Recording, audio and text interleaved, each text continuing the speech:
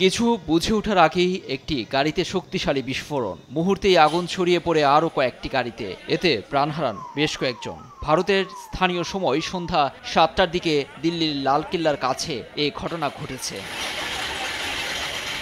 রাজধানী যেন মুহূর্তেই পরিণত হয় কোনো যুদ্ধের ময়দানে। চারদিকে লোকজনের ছোটাছুটি, ছুটে যায় দমকল বাহিনী, পুলিশ সহ অন্যান্য জরুরি বিভাগের সংশ্লিষ্টরা। পুরো এলাকা ঘিরে ফেলা হয় নিরাপত্তার চাদরে। প্রত্যক্ষদর্শীরা শুনিয়েছেন বিস্ফোরণের সময় কি ঘটেছিল সেখানে। यहाँ थे हम दरिंगंज की रेड लाइट पर थे, वहाँ पर इतना जोरदार धमाका हुआ है, वहाँ पर इतनी जोरदार तेज आवाज आई, एकदम से अचानक इतनी तेज धमाका हुआ कि मेरे लाइफ में इतनी तेज मैंने अपनी आवाज के भी नहीं सुना।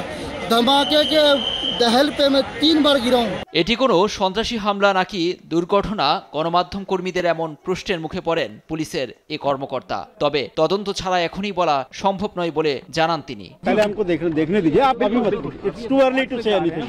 হঠাৎ রাজধানীতে এমন ঘটনায় হতবাক নরেন্দ্র মোদী সরকার। তাৎক্ষণিক পরিস্থিতি মোদীকে জানান স্বরাষ্ট্রমন্ত্রী অমিত শাহ। ইতিমধ্যেই হাই সিকিউরিটি অ্যালার্ট জারি হয়েছে দিল্লি জুড়ে।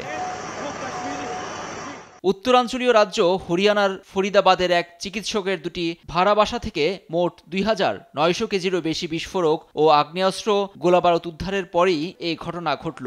এ ঘটনায় জম্মু ও কাশ্মীরের পুলওয়ামার বাসিন্দা চিকিৎসক মোজাম্মিল শাকিলকে উগ্রপন্থী গোষ্ঠীর সঙ্গে জড়িত থাকার অভিযোগে গ্রেফতার করা হয়েছে। লুৎফর কবির, নিউজ ডেস্ক, দেশ টিভি।